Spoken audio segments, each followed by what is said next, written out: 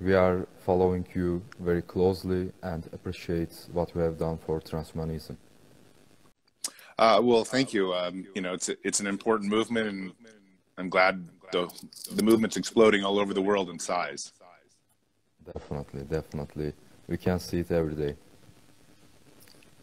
First of all, can you briefly introduce yourself to our audience? Sure. You know, my name is Zoltan Istvan. I'm a transhumanist first and foremost. I've been an activist in the movement for a long time. Most people know me because I ran for the U.S. presidency in 2016 for the Transhumanist Party, which I founded. And the Transhumanist Party was America's first science party, a party dedicated to science, but specifically it's dedicated to transhumanism and life extension. And in addition to that, I've been a journalist for many years. I've written for National Geographic. I write for the New York Times, opinion section. I've been writing for many places. And you know, right now, I guess the big story of my life right now is I'm studying at the University of Oxford. I'm studying philosophy. And of course, I'm writing there a lot about transhumanism. Thanks. First of all, we can start with a definition question. What is your best definition of transhumanism in your opinion? Well, I tend to take the simple definition, and the simple definition is that transhumanism is just beyond human. So anything that's more than human. But what I like to think of in terms of transhumanism is that it's the top 10% of the most radical science in the world that is being applied and put inside human beings. And I think we have to kind of distinguish that it is some type of, there's some modeling, there's some kind of measurement. And so I just say it's the top 10% most radical that's out there.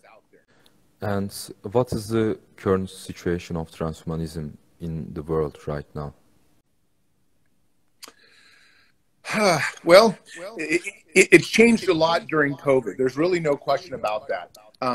The good news is that a lot of money was put into science because of COVID, but the bad news is that the status quo or the course of action of transhumanism seems to have, at least the social side of the movement seems to have declined a little bit. But I think now that the world's getting back to normal, the social side of the movement's going to get bigger. So I see transhumanism as, you know, two things. First, there's the actual science. How are we improving ourselves to become cyborgs? Are we going to be able to live longer through genetic editing therapies and all this? The scientists continue to do amazing, excellent job, but there's also other sides of the movement. That's the social side. You know, let's take environmentalism as a comparison. The environmental movement is not just about trying to save the earth. The environmental movement is a social movement. It's a culture. It's a culture of kind of respecting the earth and things like that. So transhumanism has its own culture as well, and that culture is about embracing science to overcome the human being, overcome human death, overcome our biological problems. And so I feel that the social side of the movement, because COVID is, you know, kind of affected the world, has declined a little bit. But now with the world starting to emerge, I believe there's going to be a renewed push, especially as we can all say, well, you know, science was definitely very helpful in helping us overcome COVID. So at this point in time, I think there's a good argument to be made that the social side of the transhumanist movement is now going to get a large push. And do you think that can everyone be a transhumanist? Well, I hope so. You know, in the ideal world, everybody would want to embrace science and technology and want to overcome death because people love life. And that's kind of the basis of transhumanism, is that we love life, therefore we don't want to die. We love to use science to increase the opportunities around the world. You know, we want to go off planet. We want to explore the universe. We probably won't be able to do that as biological beings. So we have to become better than those.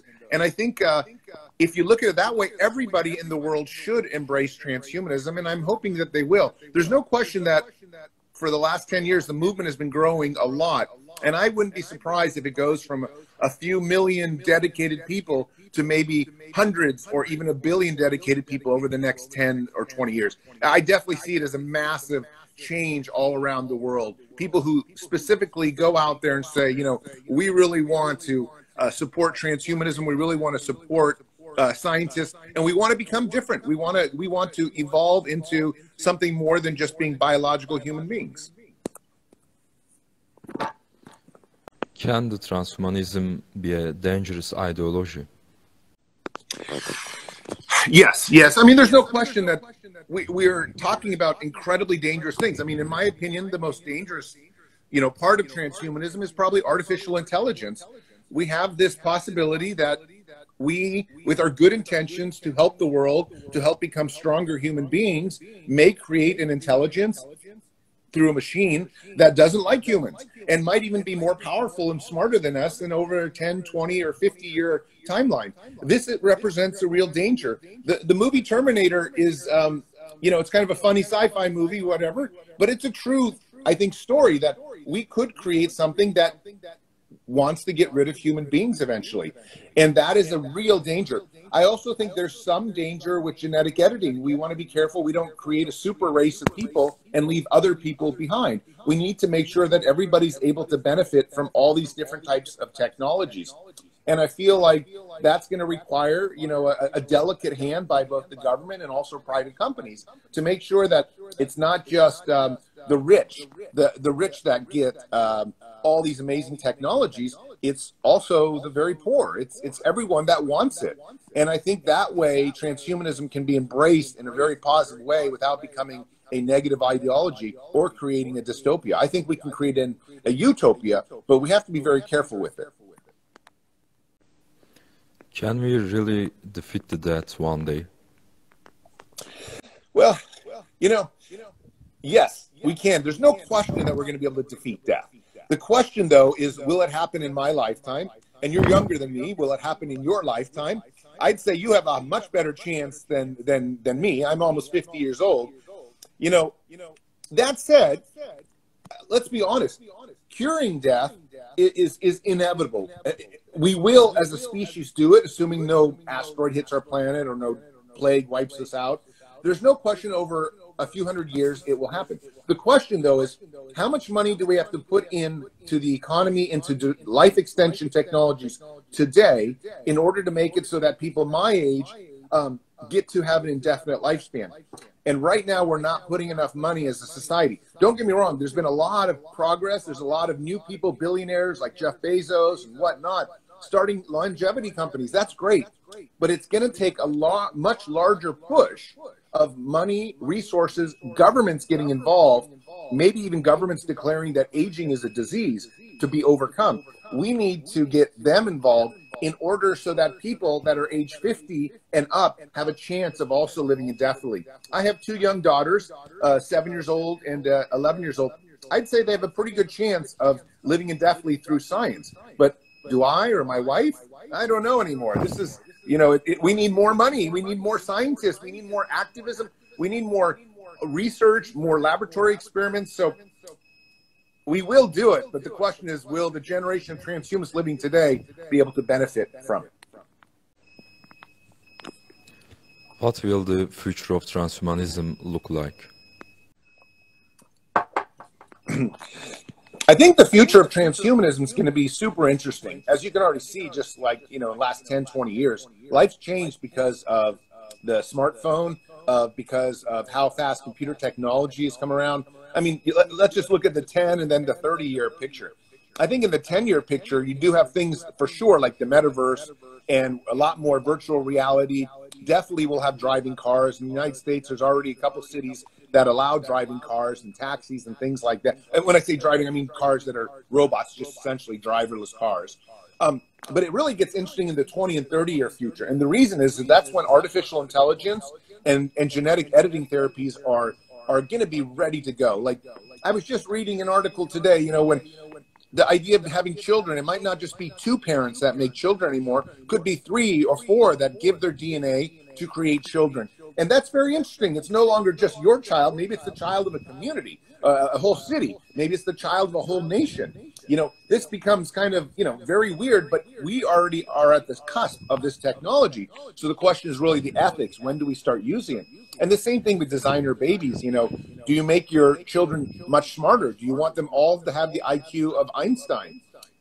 And then with artificial intelligence, you know, we start having machines that are so smart, they can start doing, you know, creating drugs for us, for example. And a drug usually takes 10 years to development, but maybe an artificial intelligence can only take 1 month to figure out which drug is best so that we can all live a lot longer. And these are the things that are right here on the cusp. People are working on them right now. And we have quantum computing, the idea that computing might become dramatically faster. You know, so there's a huge amount of things, I think, in the system. I think one of the big things in terms of health is things like the artificial heart or the bionic eye. You know, the idea that you and I are right now holding a phone or holding an iPad and we're doing this interview, but there's a very real chance within 5 to 10 years, probably within 10 years for sure, we will be able to do this just through our robotic eyeballs. If we have a cyborg implant in our eye, we'll be able to just do it directly through our brain and stream it through our eyes without holding a phone. I mean, I already have a chip implant. These kinds of implants are being really worked on right now and researched already where I live in Silicon Valley in San Francisco. So I think the future is definitely going to become more cyborg. The question is whether governments get in the way, or, you know, whether people that are old don't want to join the future. That's where I think the challenges are. It's not even in the technology, it's in whether some of these technologies are actually allowed. Is there some connection between the transhumanism and new technologies like metaverse? Well, I think there is. There's a strong connection between any kind of technology that is changing the way humans interact with their environment. And so you have things like virtual reality. You have things where people immerse themselves into experiences that our great-grandparents would never have even imagined before. And these things are coming all the time. And it's not just virtual things. It's actual different types of senses. Because, for example, if you have a cyborg eye, the cyborg eye can start... it can see things while you're sleeping, can play video games while you're sleeping, can sense dangerous gases, can see a dangerous snake in your room that you might not even know about. So these are different types of senses. Even though it's still the eyesight, it's a different way of interpreting how that sense goes. Now, you can do the same thing with touch and smell and everything else. And I think we're entering this age where we start using these cyborg apparatuses. And the same thing with our smartphone, except instead of our smartphone being in our hands, it's going to be connected directly as a part of our body. And when this happens, all these technologies become transhumanism.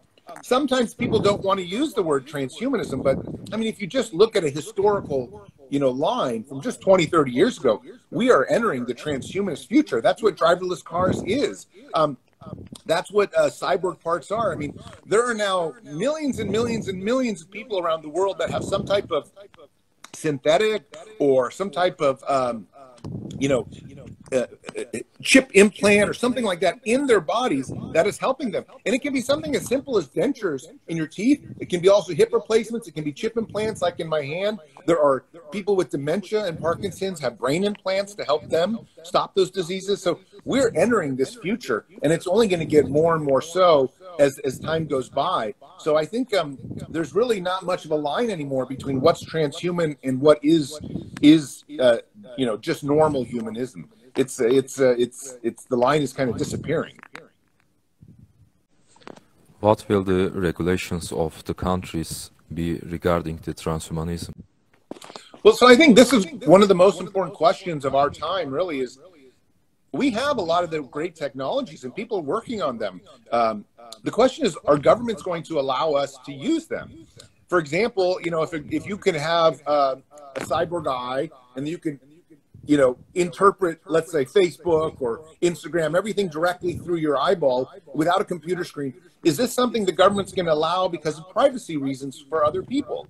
And, you know, these are real questions that people have to ask, that perhaps governments have to dispute and decide on. I favor technology being used in almost all cases, because I think technology is beneficial to the human life and beneficial to society becoming better. But there are plenty of governments around the world, some that are very conservative, that might just want us always to remain biological and not take science to the next step. I think, you know, that's when transhumanists must stand up and say, look, science has always helped people. It's helped people live longer. It's helped people live better. It's kept people from dying that we love. It's made money for people too, so it's helped the economies.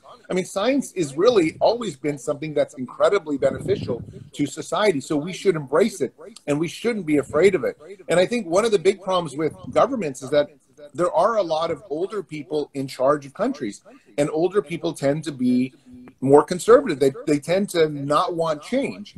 And this is where I think one of the most important things, and you know, having started the Transhumanist Party, is I'm always trying to get younger people to run for office in government, because the younger people that we have, they're going to be more open-minded to a lot of the new transhumanist changes that are coming, and they'll help society and their governments to embrace it. So, you know, if I have one piece of advice, please, if you're young, run for government, run for office, because we need people that, you know, want to change the system. We can't just constantly have the older people in charge, because they're afraid of the future. They're afraid of change. And finally, what can people do to help the transhumanism movement?